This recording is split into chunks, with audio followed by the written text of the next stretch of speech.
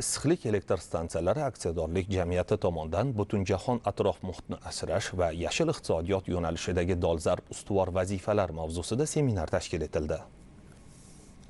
Seminar doirasida yashil iqtisodiyotga o'tish jarayonida qo'llanilayotgan samarali xalqaro va milliy tajribalar, resurs tejamkorlik, metrik nazorat va ekologik tizimlar yuzasidan fikr almashinuvi kabi masalalarga alohida e'tibor qaratildi. Taqdimotlarda chiqindilarni kamaytirish, havo va suv resurslarini muhofaza qilish, energiya samaradorligini oshirish bo'yicha qo'llangan zamonaviy texnologiyalar hamda avtomatlashtirilgan monitoring tizimlari ishtirokchilarda katta qiziqish uyg'otdi.